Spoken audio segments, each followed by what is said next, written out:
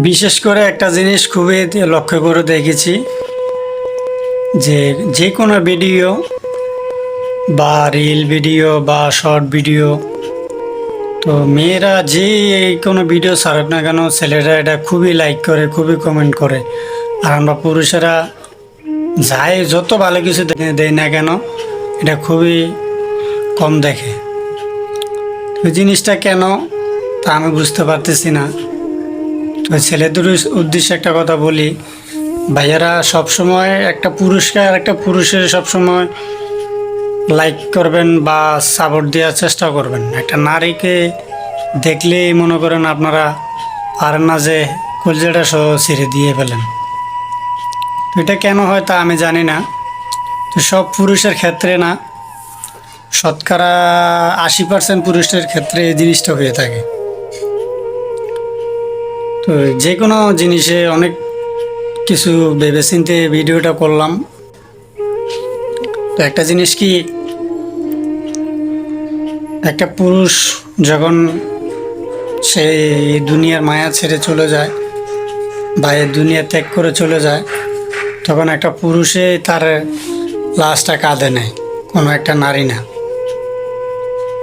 তো আপনারা সবাই আমার কথাটা একটু লক্ষ্য করে দেখবেন যে আসলে কথাটা সত্য বললাম কিনা। একটা পোস্ট যদি একটা নারী করে, একটা ছেলেও করে, কিন্তু একটা ছেলে থেকে একটা নারী অনেক দূরে চলে যায় বা অনেক রিচ পায়, অনেকগুলো কমেন্ট পায়, অনেকগুলো লাইক পায়। তো আমরা ছেলেরা পাই না কেন? এটা আমার একটা প্রশ্ন। আর দ্বিতীয় কথা হচ্ছে, আমি সবার ক্ষেত্রে বলতেছি না, আগেও বলতেছি, এখনও বলতেছি, কিন্তু বেশিরভাগ আমার ভাইয়েরা যারা আছেন তারা এই জিনিসটা অতি বেশি করে থাকেন। তো আমি আজকে কয়েকদিন ধরে খুবই অসুস্থ, প্রায় 2-3 দিন ধরে খুবই অসুস্থ। একজনের সাথে একটু অটোতে করে সামনে ঘুরছিলাম, তো খুবই ঠান্ডা লাগে গেছে। এই কারণে 2-3 দিনে কোনো ভিডিও দেওয়া হয় নাই বা কোনো ভিডিও বানাইও নাই। তার কারণে আমি খুব অসুস্থ ছিলাম। আজকে 2 দিন ধরে বাসায় শুয়েছিলাম, ওষুধ খাইছি, মোটামুটি এখন মোটামুটি একটু সুস্থ আছি।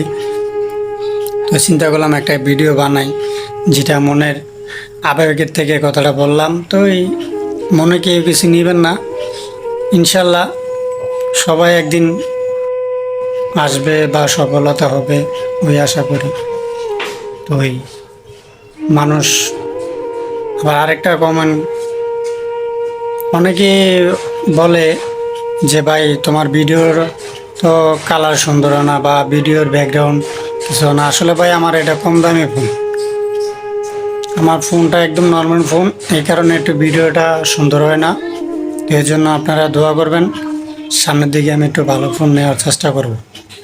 তো সবাই ভালো থাকবেন, আসসালামু আলাইকুম।